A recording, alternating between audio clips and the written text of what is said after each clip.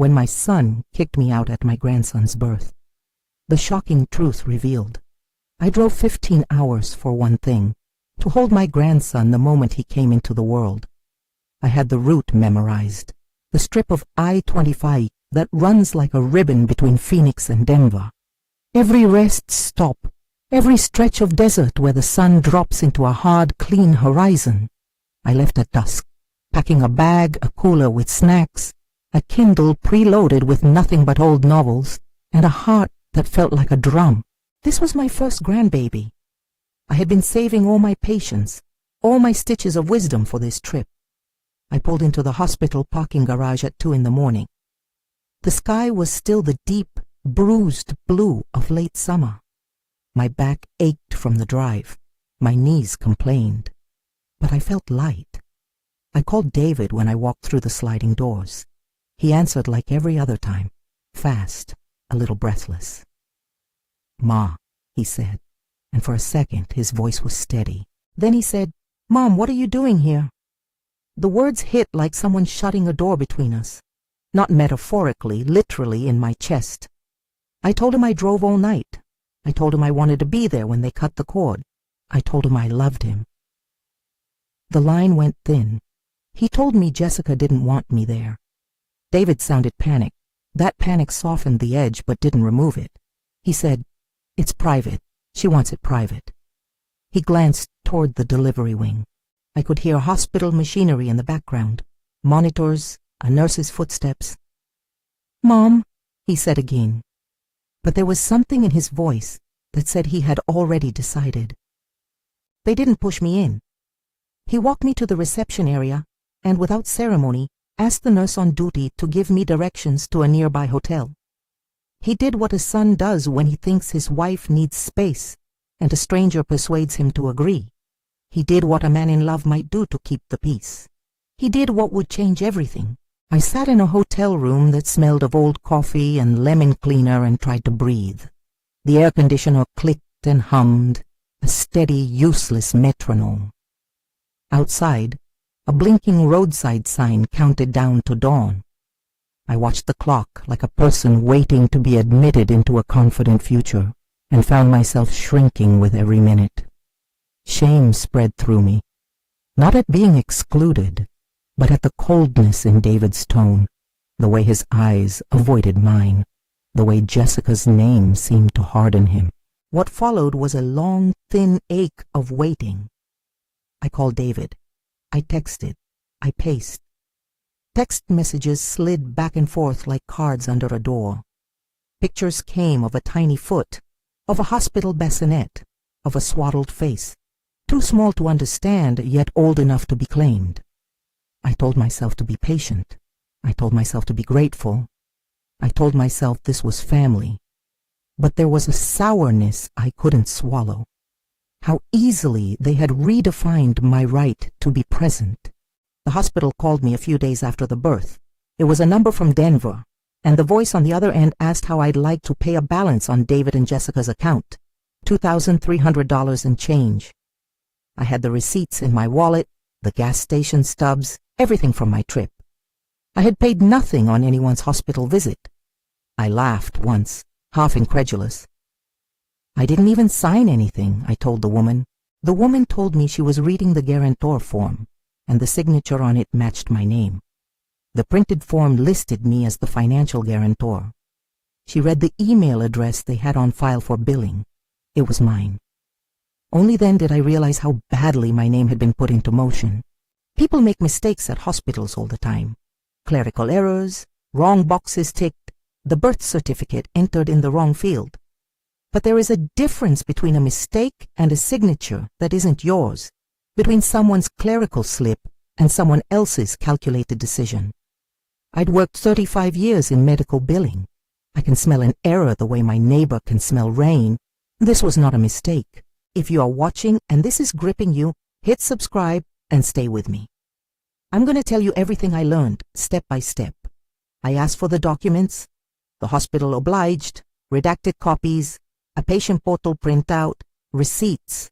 The timestamp on the electronic entry showed the form was submitted at 10:12 a.m., the morning of the delivery. I pulled up my phone and scrolled through my GPS history. At 10:12 a.m., I was 2 states away, elbow leaning on a motel sink, the television murmuring 3 rooms down. My receipt from a gas station 500 miles south had a timestamp before dawn.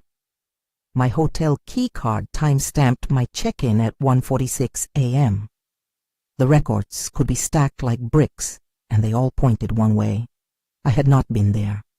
The digital signature was a simple scrawl, my first name, my last initial.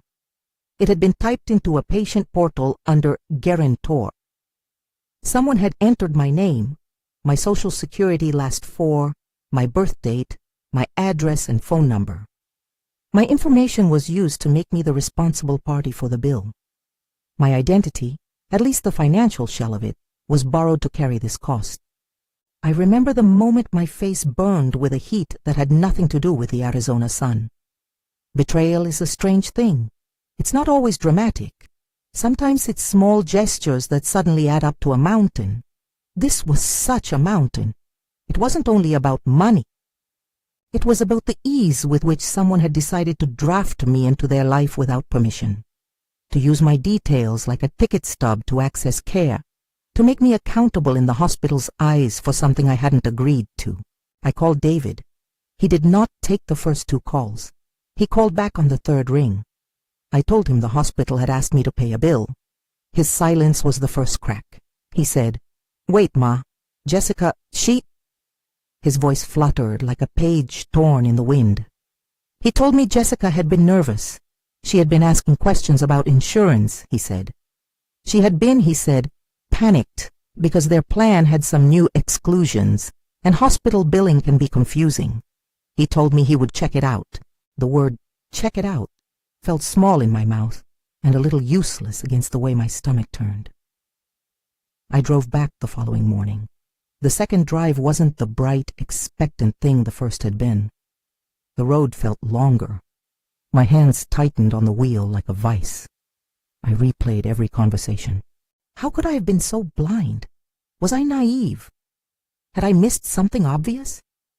People in my life told me I should be calm, that family fights happen, and hospital stress makes people do strange things. But my years in billing taught me to ask the question that matters. Where did the paperwork come from? At the hospital, I asked to speak to the billing supervisor. Her name was Linda. She had a neat bun and a voice that promised red tape and patience. She placed a folder on the desk and slid it toward me like something heavy and fragile. There were printouts in the folder. The online guarantor form, the patient portal entry, a screenshot of the session showing the clinic workstation's IP address, and a little note from the clerk who had processed the paperwork. The portal log showed a submission from a terminal on the 2nd floor. Time, 10:12 a.m. The terminal was assigned to the public lounge area, accessible to visitors. When you do what I did for a living, a lifetime of decoding billing statements, you learn to look at details other people ignore. The patient portal confirmation had a session ID. The session ID led to a login record. The email address listed was jessica.martinez89@example.com, which matched the email on their admission forms. The hospital's internal note said the forms were completed by visitor, not patient, and that the visitor used public terminal access. Surveillance footage was referenced in the packet as well. I felt that old, precise satisfaction you get when a puzzle begins to fit. I asked to see the footage. They couldn't show me the footage right then, of course. Hospitals guard surveillance footage for privacy and safety, but they could confirm its existence. They put me in a quiet room and offered me water. I held my cup with 2 hands and watched a clock on the wall. Time felt thick and slow. The hospital told me they'd freeze the charges pending an investigation. They placed a billing hold, which in lay terms means no one would be asked to pay until they looked into it. That would give me time to breathe. It didn't ease the humiliation, but it moved the question from what now to what next. Next was Detective Maria Rodriguez from the city's fraud unit. She called 2 days later and asked if I could come down to the station. When I walked into the interview room, it smelled like bleach and old coffee. Rodriguez had a calm face, but eyes that took in everything. She was someone who had seen a lot and had a professional weariness, but she also had a spark of indignation that matched mine. She asked me to tell the story from the beginning. I told it. She took notes. She asked about motive, about people who might have access to my details. I told her the short list: family, people who knew me personally, people who had seen my mail. She nodded. Sometimes, Detective Rodriguez said, this isn't just a single act. Sometimes there is a pattern. Pattern. Word choice matters. Pattern implies intent. Pattern implies coordination. That word dug a little more into my sense of being wronged. They pulled security footage for the second-floor lounge for the morning of the submission. The clerk who worked the desk on that day was able to identify the person on camera as Jessica Martinez, my son's wife. The footage showed her seated at the terminal, hands moving over the keyboard, the seatbelt of a hospital visitor's jacket slung over the chair beside her. She appeared to be composing or submitting information. 10 minutes later, she stood and left with the baby carrier. The timestamp matched the portal submission down to the minute. The detective asked me how I felt to see that. My mouth tasted like pennies. I felt hollow and angry, and something else underneath those two, something like betrayal sharpened into resolve. I thought about how easily someone could step into a stranger's life and begin to rearrange it. Detective Rodriguez used neutral words. "We're opening an investigation," she said. I liked the neatness of her phrasing. I liked that she wasn't offering me melodrama. She was offering process. She told me the hospital would work with the police, who would collect the digital records. That meant logs, IP addresses, access records, and chain of custody paperwork. As someone who had managed claims and disputes for decades, I understood the importance of chain of custody. Evidence only travels in one direction, properly documented or quickly dismissed. But then the case widened. The hospital's fraud unit picked up another irregularity. An audit of similar cases over the prior 6 months showed other family members reporting unexpected charges with identifying information that matched different households. Names used as guarantors who lived in other states, cards billed without consent. Detective Rodriguez said the numbers didn't add up to random mistakes. She said the amounts clustered, the same methods appeared across different hospitals, and the same pattern of visitor submitted guarantor showed up in multiple states. She said the phrase that makes the chest tighten on people who study crime, cross-jurisdictional. I remember how the room seemed to tilt a little when she said that. Cross-jurisdictional means higher stakes. It means federal interest. It means more than a local clerk's error. It means someone had learned the mechanics and was applying them in more than one place. A week later, an email arrived that made everything feel suddenly jarringly large. Agent Lisa Chen with the FBI introduced herself over an initial phone call. Her voice was plain, precise, like a person who knew the weight of documentation. She told me the Denver office had been monitoring similar patterns, similar names used as guarantors, similar IP footprints, similar relational access to families. She asked me to walk her through my paperwork. She wanted copies of my ID, my receipts, my travel logs. She asked for permission to pull the hospital's server logs and to contact their fraud unit directly. I signed that permission without hesitation. There was no drama in my signature, no flourish, just my name and the paper's thin weight. I felt smaller when I signed it, but also a little steadier. This wasn't my fight alone anymore. Agent Chen spoke plainly about what they suspected. From her tone and what Detective Rodriguez shared later, it looked like more than a single case of forgery. They had found several instances where someone close to a family had used the family's trust and access to place charges or claim financial responsibility. In some cases, the alleged perpetrator had used different names, aliases or maiden names, different email addresses, but shared contact patterns that matched a profile. People who had marriages dissolving in their background, people connected by previous relationships to others who had been part of similar schemes. The FBI had a growing list. 6 victims spread over 4 states. Amounts adding up to over $47,000 when you put everything together.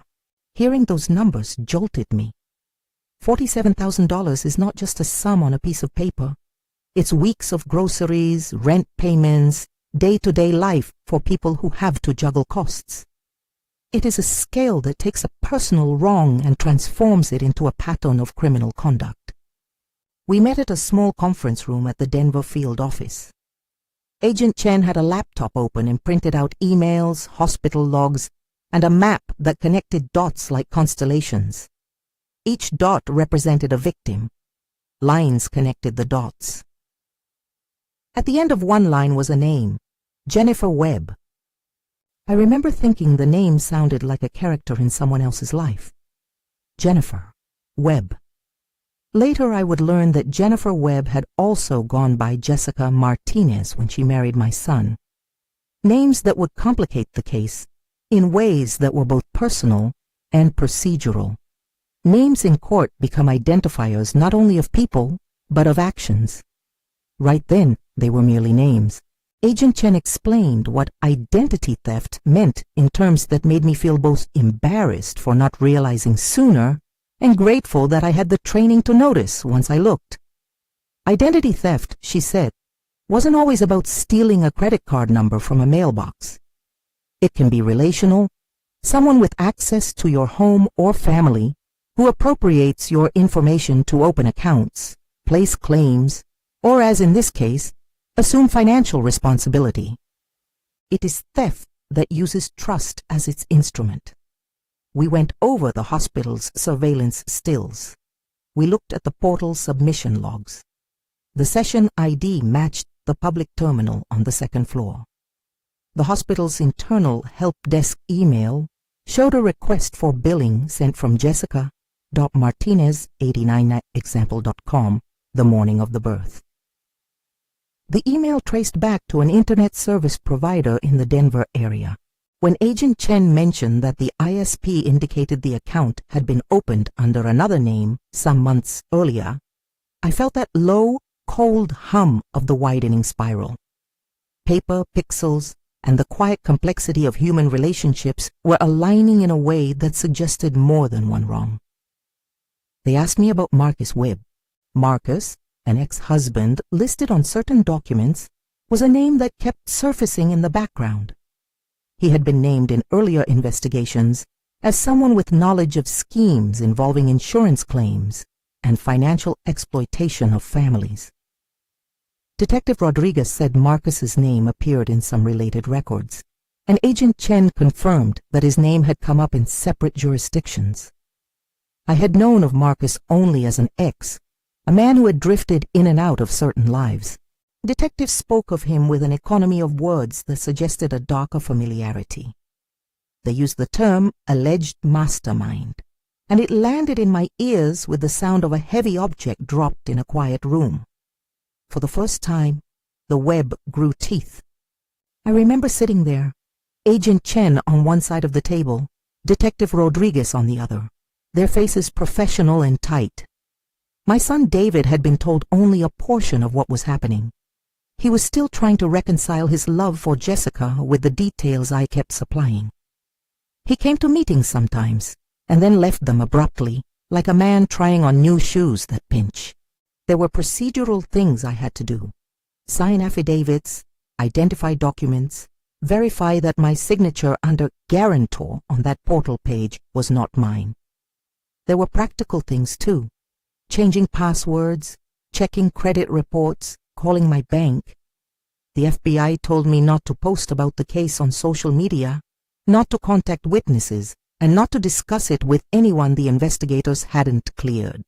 Those instructions felt like cordons around a wound, necessary even as they made me feel isolated. At home that night, I sat on my back porch, the Arizona sky transplanted in my memory. Not the Colorado dusk, not the motel fluorescent glow. My hands held a mug of tea that had cooled. I thought of Nathan. I had only seen him in pictures, a tiny bundle that had entered the world amid all this confusion. He was blissfully small, unaware of how adults could turn love into weaponry.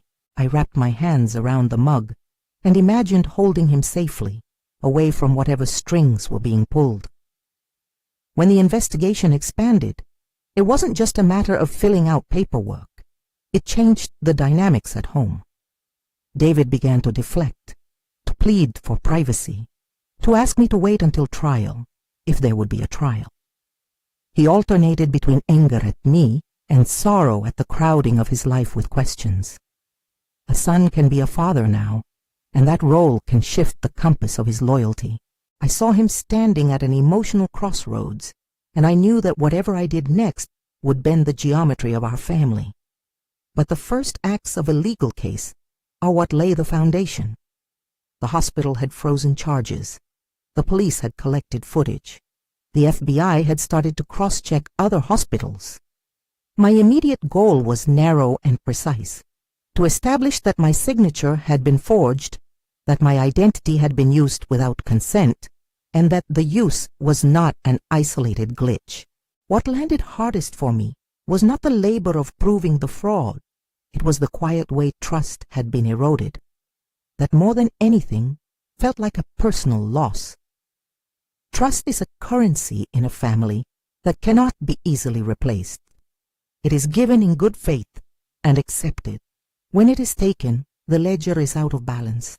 Detective Rodriguez called me back to say that a district attorney's office wanted to review the initial packet. They wanted to know if charges might be warranted under state law for identity theft and forgery. For the first time since the baby was born, something public had shifted in my favor. The idea of charges calmed something in me, but it did not mend the initial hurt. Charges are formalities of the law. They do not automatically sew hearts back together. They asked for a formal statement.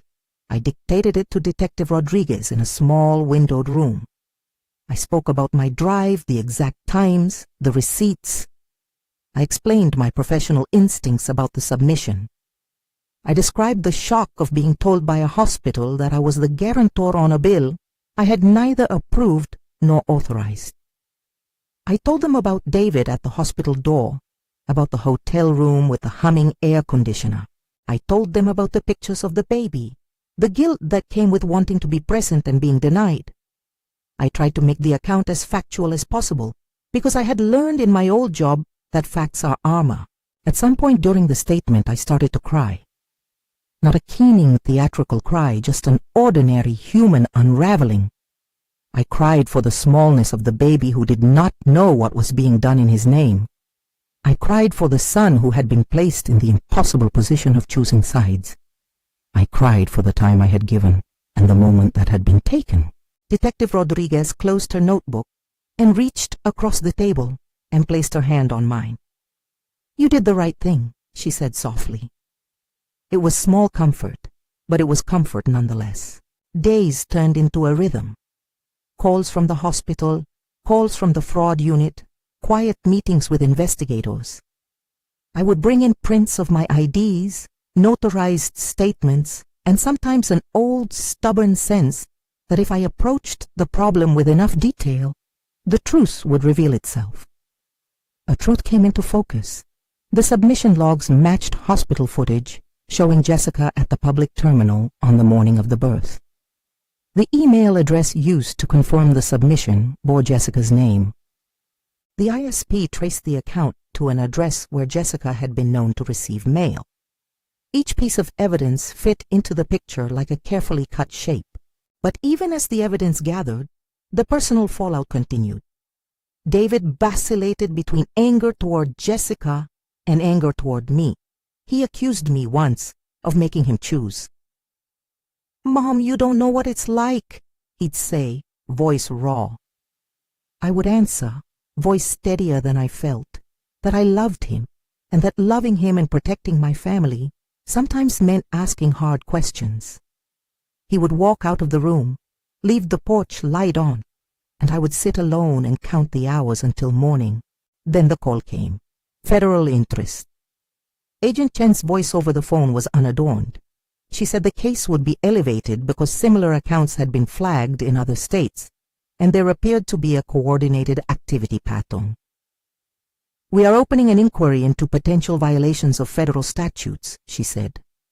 She explained in plain English what that could mean: wire fraud, certain counts of identity theft that cross state borders, potential conspiratorial activity. The words potential and alleged hung between us like warning flags.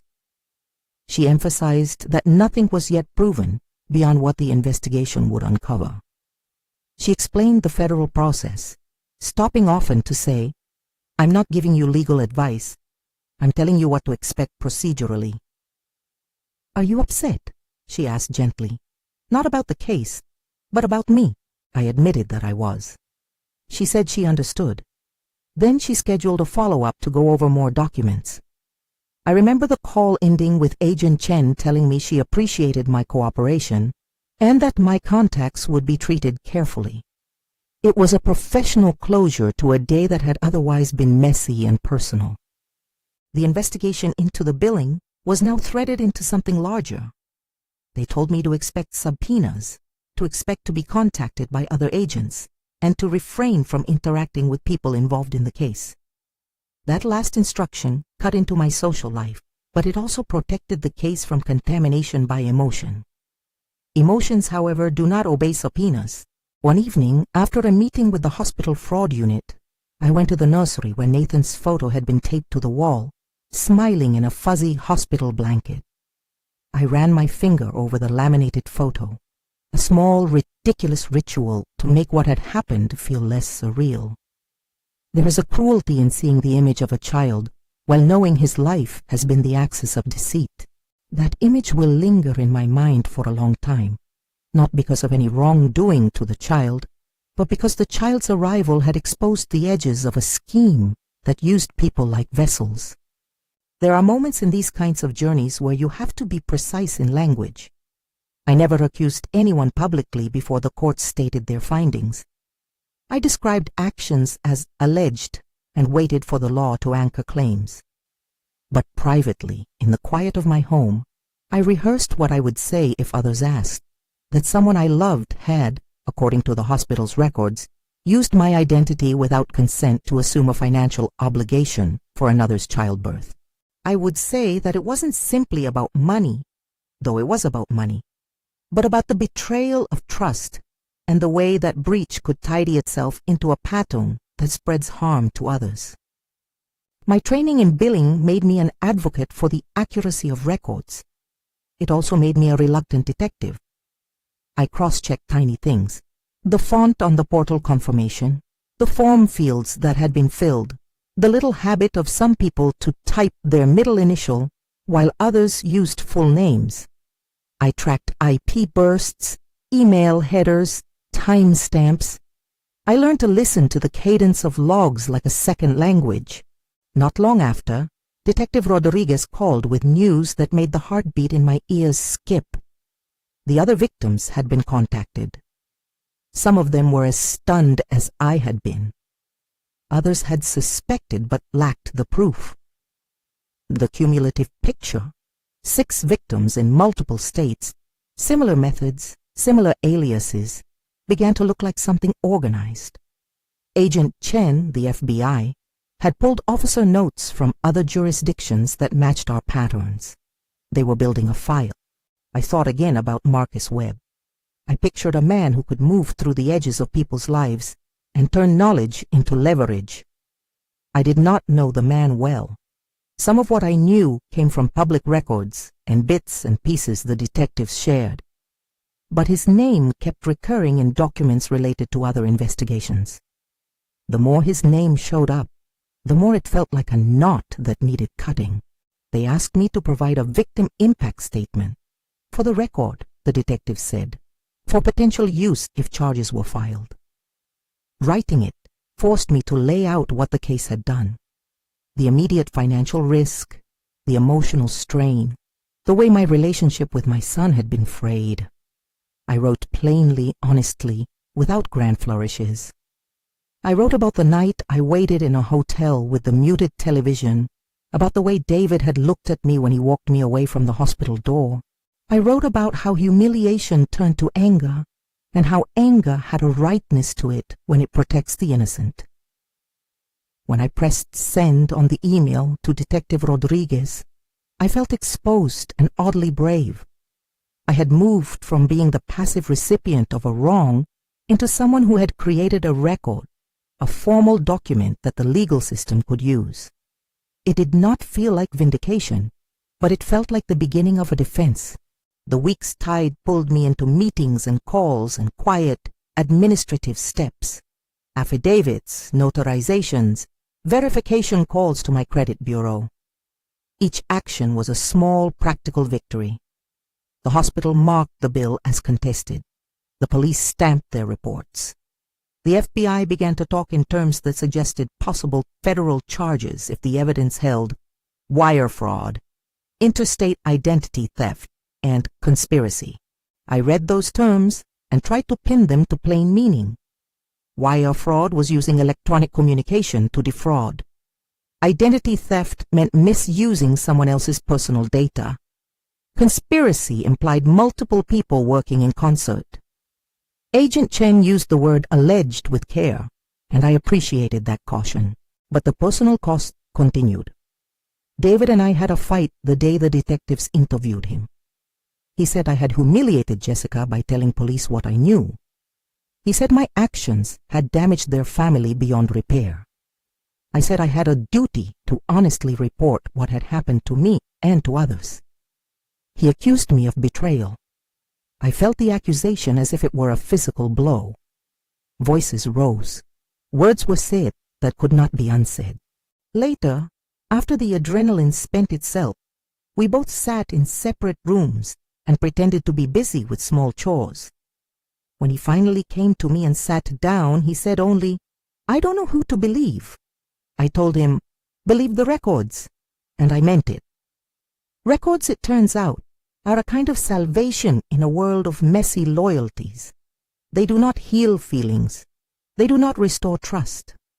But they do make it possible to pursue truth in a way that courts understand.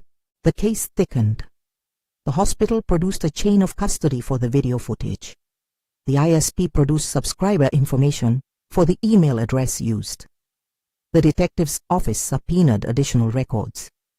The legal wheels began to move, slow and inexorable.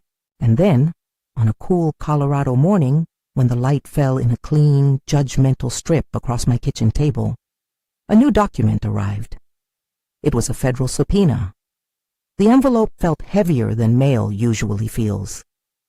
The subpoena demanded records from the hospital and from certain internet providers. It mentioned possible violations of federal law. I read it twice. My stomach flipped. The word federal signaled seriousness and scale. I sat down and called Agent Chen. She answered on the second ring. Her voice, as always, was precise. "We are moving forward," she said, "but we need your continued cooperation. Your statements are consistent and credible, and we've connected your case to others." We were no longer in the realm of one small personal wrong. We were part of a net being cast wide. The thought was dizzying. It was also, strangely, a relief. It meant my complaint had gravity. It meant there might be accountability. Yet the human stakes were immediate and tender. Nathan was a baby. David was a son. My family felt like a set of delicate instruments that had been dropped in a hurry. I found myself vacillating between wanting the truth to be known and fearing the consequences that truth might bring to the ones I loved. It is a cruel paradox of pursuit. Sometimes justice feels like an extraction. We agreed to proceed with the federal inquiry.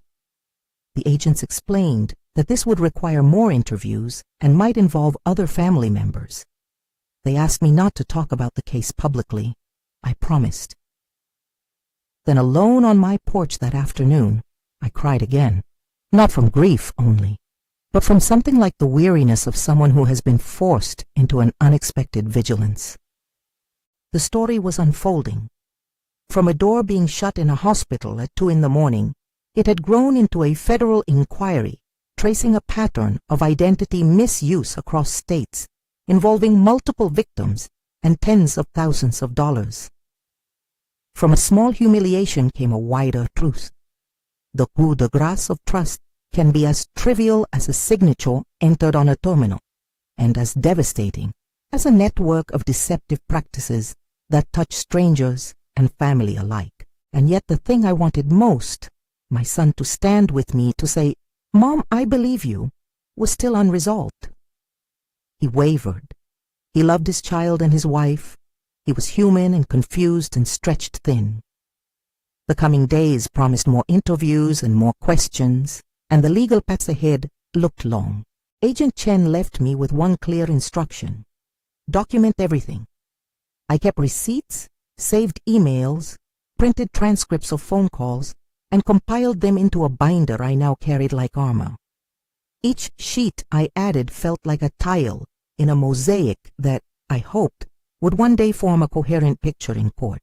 The evening before the federal team said they would serve a grand jury subpoena, David called.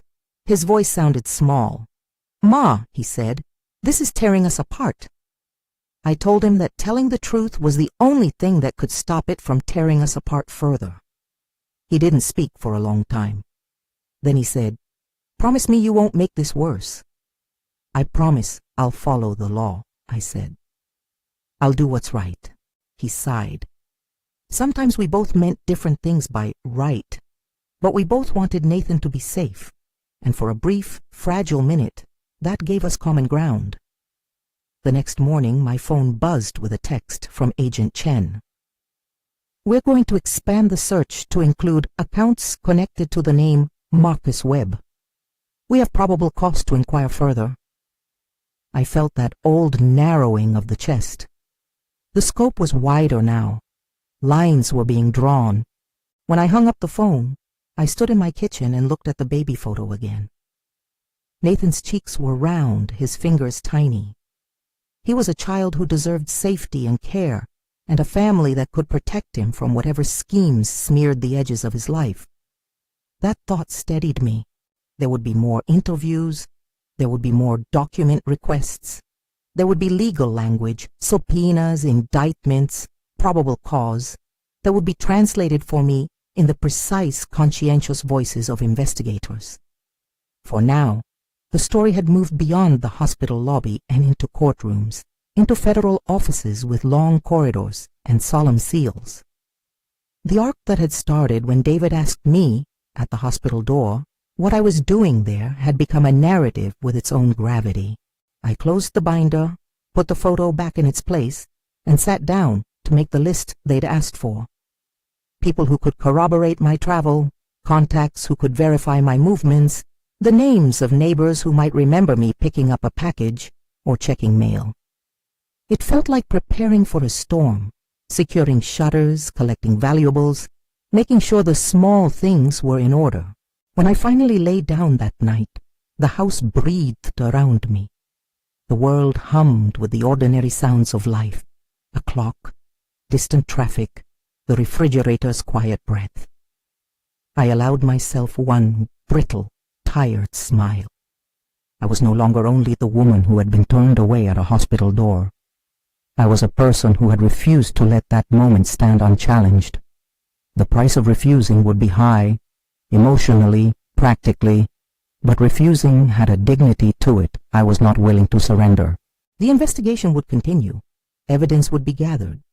People's lives, my family's lives, would be pulled apart and examined. I did not know how my son would ultimately respond when the courtroom lights came on. I did not know whether our relationship would bend back into place or splinter in ways that could not be mended. I only knew this: I had a binder, a folder of records, and a deep domestic love that had propelled me to make calls, file statements, and ask questions. Outside, the night was steady. Inside, I rested as best I could. The next morning would bring an agent at my door and, with him, the next chapter of a story that had started with a shut door and a small, furious need to know the truth. They impaneled the grand jury faster than I expected. I remember the day they told me that detail as a small, bright thing, a sign that the case had gravity. It felt less like vindication then than like momentum. Things were moving. Paper that had once been shoved into a drawer were now summons, subpoenas, and sworn statements. The federal inquiry had teeth. Pre-trial was its own peculiar theater. I sat in a hard plastic chair across from Agent Chen in a conference room at the Denver field office and watched as she and prosecutor Sarah Williams mapped the story again, as if rehearsing a play that only truth could finally stage. Sarah had a way of speaking that made complex things simple. "We can show the jury the submission logs," she said. "We can put the stills on the screen, and we can match timestamps to travel records and gas receipts. These are concrete, verifiable things." She didn't promise how a jury would feel, only how they would see the evidence. Michael Stevens, the defense attorney, was courteous in his way, circling the edges of the case with questions about motive and about gaps that he hoped to widen into doubt. The arraignment was brief. The clerk read the charges aloud: interstate identity theft, wire fraud, and conspiracy among them. The words felt clinical and heavy. They translate private betrayals into formal accusations. Jennifer Webb, sometimes listed in discovery as Jessica Martinez, the name she used when she married David, stood before the judge with a stoic face. She had a child in the world that she had helped bring into existence. She had, according to the evidence we had given the investigators, used my identification to assume responsibility for that birth. The courtroom air at that moment felt thin. David sat at the defense table sometimes in the gallery, a man trying to hold on to two worlds that were colliding. Discovery is a slow kind of violence. You watch pages arrive, redactions and exhibits and lines highlighted for emphasis. The defense asked for certain records. The prosecution produced others. We watched as the file grew fat with emails, ASP logs, patient portal captures, hotel receipts, and surveillance stills. Each document was a small, immovable claim about what had happened. When Agent Chen walked me through the exhibits in a secure room, she did not mince words. "We can show their emails," she said. "We can show the session IDs tied to that public terminal. We can show the ISP subscriber information. We can tie the others you mentioned, those other victims." Her voice was matter-of-fact, but her eyes said she knew how much this had cost me. There were motions and hearings about admissibility. Michael Stevens argued that certain pieces of evidence were hearsay or improperly authenticated. Sarah Williams pushed back methodically with chain of custody records and declarations from hospital staff and analysts who traced the ISP records legally. Judge Patricia Morrison handled those skirmishes with a brisk impartiality. She didn't seem interested in theatrics. She wanted to know whether jurors would be looking at reliable documents, not a story written by rumor. In the weeks before trial, the investigation continued to expand in ways that made even me, who had grown used to the evidence, catch my breath. Detectives in other states found similar patterns: forms completed with visitor terminals, email addresses tied to names that had reappeared through aliasing, debit charges, and contested bills in households miles apart. Agent Chen and Detective Rodriguez stitched the threads together and at one point produced a packet of documents that traced communications to an address connected to Marcus Webb. There were notes, handwritten, cramped, collected in a search warrant at an address associated with him. References to life insurance policies, lists of names, and crude plans that prosecutors later argued formed the skeleton of a scheme. The prosecution called Marcus an alleged mastermind. The defense called him an unrelated name in the background. In court, those two ways of speaking the same syllables had very different airs. We didn't have to invent drama for the trial, the evidence carried it. On day one, Prosecutor Sarah Williams opened succinctly. "This case," she said to the jurors, "is about trust and how it can be exploited. It's about the use of another person's identity to shift financial responsibility and, more alarmingly, the discovery of a pattern that suggests planned exploitation." She walked them through the arc the way I had told it in my statements: the hospital submission, the surveillance stills, the ISP records, the connection to other victims. She connected the dots between the forms submitted at visitor terminals and the amounts that began to aggregate across households. Michael Stevens, for the defense, argued a different framing. He painted a picture of a woman under pressure, of marital stress, of past relationships and manipulative influences, most pivoting, in his telling, to Marcus Webb as someone who exerted coercive pressure. He did not deny that the forms had been submitted. He tried to displace the intention from Jennifer to something or someone else. It was, in courtrooms, a familiar dance, prosecution pointing at acts and motive, defense spinning the story to seed doubt. The heart of the prosecution's case was documentary, timestamps from the hospital portal that matched the surveillance stills, ISP header trails showing the email used to confirm billing, session IDs, and corroboration from other victims. They called hospital representatives who explained how the terminal in the visitor lounge functioned, and the billing supervisor, Linda, testified about how she had first flagged the discrepancy. She spoke plainly and was not theatrical. The form indicated a visitor submitted the guarantor information, she told the court. The session originated from a public terminal. Her testimony was accompanied by printouts and a video clip that was, in court terms, carefully redacted for privacy, but clearly showed a woman at a terminal, typing and leaving with an infant. Agent Lisa Chen testified in a way that made technical pieces feel like geography. She explained, in plain language, how they traced the IP addresses and matched them to subscriber records. She walked the jury through how similar incidents across state lines suggested more than coincidence. 6 victims, 4 states, $47,000 plus in contested charges when everything was combined. She did not dramatize. She presented server logs and redacted ISP returns. She explained cross-jurisdictional in a way that made sense without being condescending. Detective Maria Rodriguez testified about pulling the surveillance footage and reviewing the hospital logs.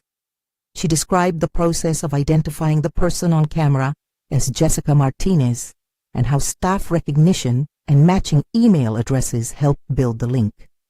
Her tone, like Agent Chen's, was cool and quiet. No fireworks, only detail. There were also witnesses from other states, people who had discovered their names on bills they never authorized. Those testimonies were short and dignified. People spoke about inconvenience, violation, and the hours spent on phones with hospitals and credit agencies. Then came the part of the trial that even the press called the exhibits found in searches tied to Marcus Webb. Those documents were introduced not as theatrics, but as supporting evidence of motive and pattern. There were notes that prosecutors argued laid out a pattern of exploiting familial trust for insurance and financial gain, and language suggesting a readiness to use extreme measures. There was, however, careful legal phrasing in how those documents were presented. Prosecutors used terms like alleged plan and potential plotting, and the judge insisted that the jury be instructed on the difference between evidence of association and proof of specific criminal acts. Defense counsel tried to use those same documents to argue coercion. He suggested Jennifer had been under influence, perhaps manipulated, perhaps fearful. He put forward a narrative of a woman caught between devotion to family and outside pressures. He called character witnesses to speak to Jennifer's temperament and her relationship with David and Marcus. He had the difficult burden of turning documents that prosecutors tied to Marcus into a story that made his client less culpable. It was an exercise in shading gray where prosecutors wanted black and white. Jennifer did not take the stand. The prosecution in closing circled back to the central, verifiable facts, not what people felt in their hearts, not conjecture about relationships. The prosecution pointed to timestamps, to the video, to the email confirmations, to ISP records, and to the cluster of similar complaints. The evidence, Sarah Williams said steadily, shows systematic misuse of identities to shift financial obligations, and a pattern that ties these acts together. Michael Stevens reminded jurors, in his closing, of the heavy burden of proof and the need to apply reasonable doubt. He asked them to consider motive, pressure, and alternative explanations. He urged compassion. He asked them to see a human being in the defendant, not merely exhibits. The jury retired. The waiting felt heavy in a way that the long nights of investigation had not. Waiting for a verdict is a peculiar anguish of being at the mercy of others' deliberation. My hands found one another, fingers twisting like a knot. David sat beside me once that day. At other times he paced or left the room to smoke in the cold air outside the courthouse. He cornered me at one point and whispered, "Ma, whatever happens?" He couldn't finish. I said, "We let the truth be measured." They came back with a verdict, guilty on all counts. The words landed like a physical thing. Part of me had expected it. Another part of me was stunned by the finality. In that moment, my emotions fractured into pieces. Relief, sorrow, a fierce kind of sorrow for a child whose mother had been convicted, and the sharp intake of breath that comes when you realize consequences are real. Jennifer was ushered away in handcuffs. The courtroom was hushed, the reality of what the jury had decided settling like dust.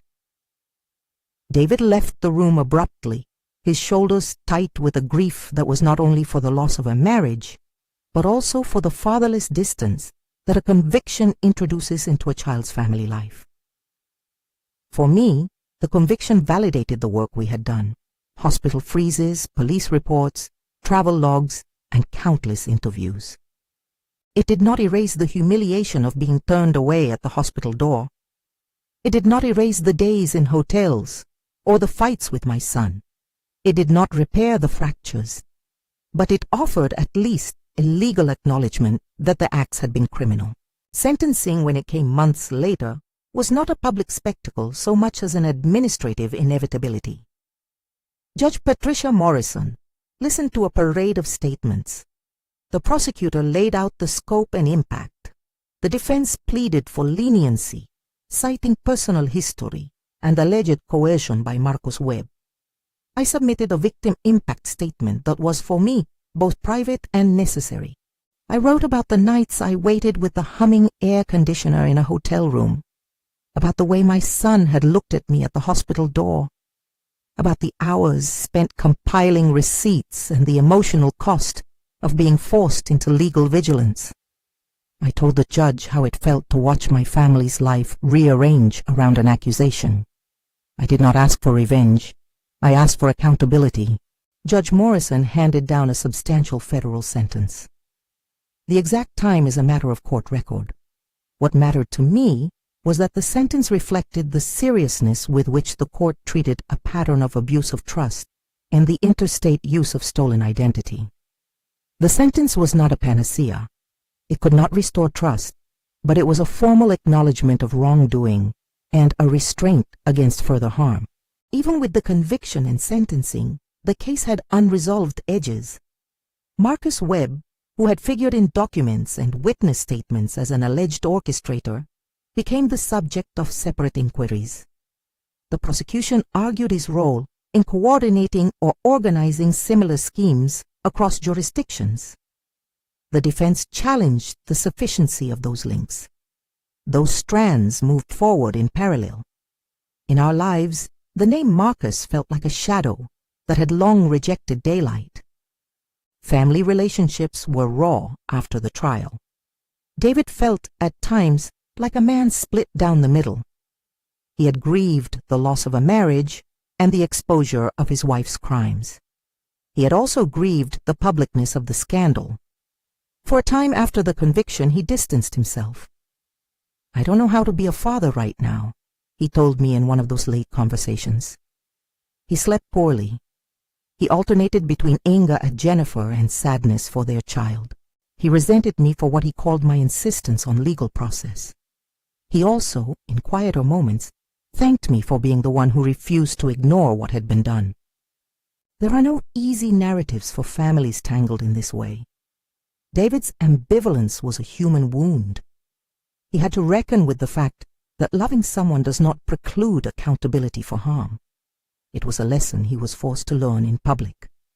For my part, I had to accept that the person I loved could be both a victim and a perpetrator in different senses at different times. That nuance is uncomfortable but true. Nathan, the baby at the center of all of it, grew mostly in private. The court records and trial transcripts did not dwell on him. He was a child who could not comprehend the legalities, and for that I am grateful. He remained for me the smallest, most important consideration. After the conviction, David made the decision, quietly and without fanfare, to move closer to me for a while. He needed a place to breathe. He needed allies. He needed family. We set up a small room with a crib and a stack of baby books. I became the grandmother who watched more than I lectured, who made soups and brought diapers, and learned the quiet choreography of midnight feedings. The reconciliation between David and me was not instantaneous. It happened in small, truce-like gestures. Cups of coffee shared at dawn, walks around the block, evenings on the porch where we spoke of less explosive things. Sometimes we still argued. Sometimes we still sat in separate rooms, but the distance narrowed. He told me finally, one late afternoon as Nathan slept in his carrier, "Ma, I see now why you did what you did." He didn't say, "I forgive you," because that felt too simplistic. He said instead, "Thank you for protecting my boy." Those words landed differently than all the legal documents. They were, for me, a form of restoration. The question of mercy versus justice is not one that resolves neatly. The defense counsel had urged compassion, and there are moments when I think about the messy tangle of human motives and pain and wonder about the rightness of punishment. But there is also the reality of pattern and harm. When someone uses another person's identity to shift burdens, and when a scheme touches multiple families across state lines, there are broader consequences than one person's private sorrow. I felt and still feel that reporting what happened was not a desire to ruin, but to protect. Protection sometimes requires exposing truth in ways that create pain. After the trial, the FBI held a debriefing with victims. They explained how the case connected to others, what had been proven, and what remained under investigation.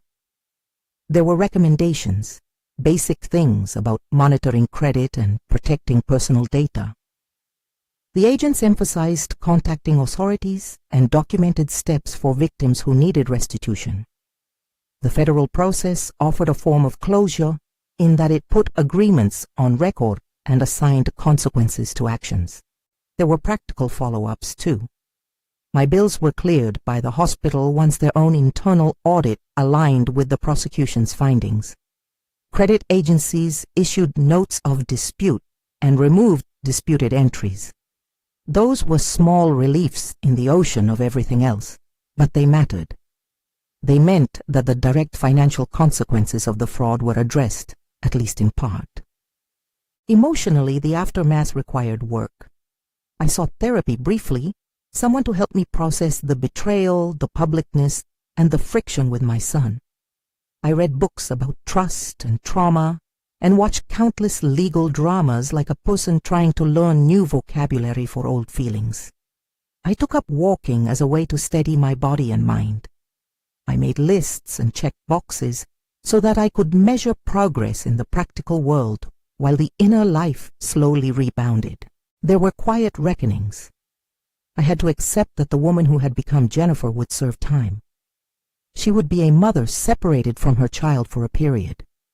I thought often about what she might face inside a prison, and whether any of the things Michael Stevens had argued about coercion would be writ anywhere in the long record of her life. The legal system had done what it was designed to do.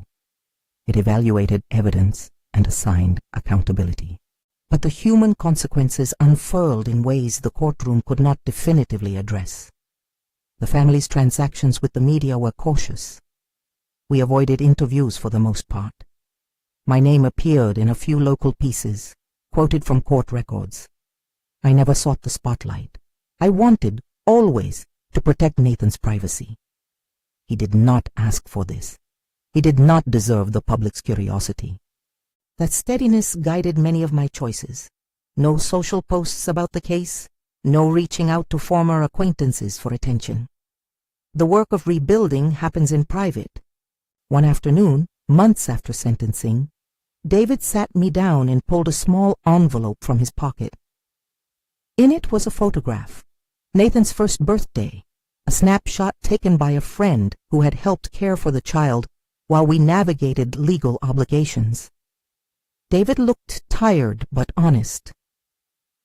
"Ma," he said, "I want you to be part of his life. I can't promise everything will be the way it was, but I can promise you'll be welcome." I cried then, not a tear of triumph, but of relief. Beginning again is often less flashy than endings. It is made of small permissions. When people ask me now what I would do differently, I say that I would listen more to my own instincts earlier, and that I would also have been kinder to my son through the process. It's easy to be righteous in retrospect. It's harder to hold compassion for people who are also complicit in harm. But I learned that truth and tenderness can coexist, even if they don't always sit comfortably beside one another.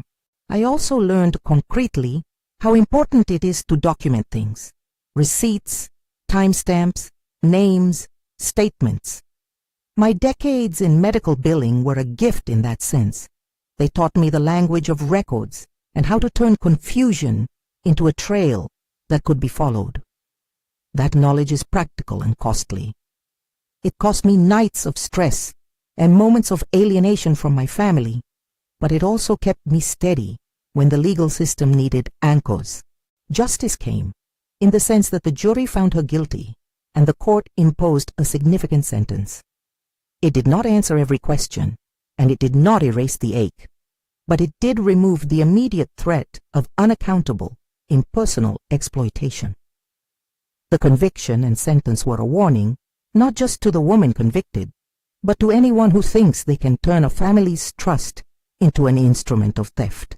When people reach out now, neighbors, friends of friends, viewers who have seen small notes of our case, I tell them as gently as I can to document, to call authorities, and to seek legal counsel. I do not give legal advice. I speak from what I lived. The steady accumulation of evidence matters, and I tell them that protecting the child is the North Star.